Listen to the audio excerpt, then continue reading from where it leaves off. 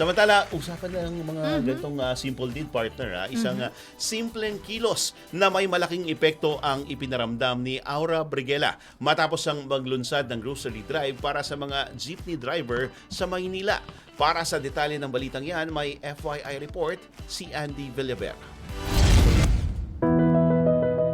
Nagbigay ng inspirasyon sa marami ang ipinakitang malasakit ng social media personality na si Aura Briguela matapos niyang pangunahan ang isang grocery drive para sa mga jeepney driver sa Maynila. Sa ibinahagang video online, makikitang sama-sama nilang inihahanda ang grocery pack mula sa pagbili, pag-aayos hanggang sa personal na pamamahagi sa mga driver na patuloy na bumabiyahe sa kabila ng hirap ng panahon. Ayon kay Aura, hindi kailangan maging enggrande ang pagtulong. Sapat na ang taos-pusong layunin at sama-samang pagkilos. Dagdag pa niya, naging mas makabuluhan ang aktibidad dahil kasama niya ang mga kaibigang kapareho ng prinsipyo sa pagtulong. Ipinahayag din niya ang pasasalamat sa lahat ng nag-ambag, maging sa donasyon o sa oras upang maisakatuparan ang proyekto. Hindi lang si Aura ang unang personalidad na gumawa nito. Nauna nang nagsagawa ng kahalintulad na inisyatiba ang aktres na si Kim Chiu na namahagi rin ng grocery at fuel assistance sa mga driver bilang bahagi ng kanyang selebrasyon ng kaarawan. Umani naman ng papuri mula sa netizens ang ginawa nito ni Aura na nagsilbing paalala na sa gitna ng hamon, nananatiling mahalaga ang pagtutulungan. Sa huli, ipinapakita ng simpleng hakbang na ito na ang malasakit sa kapwa ay may kakayahang maghatid ng tunay na pag-asa.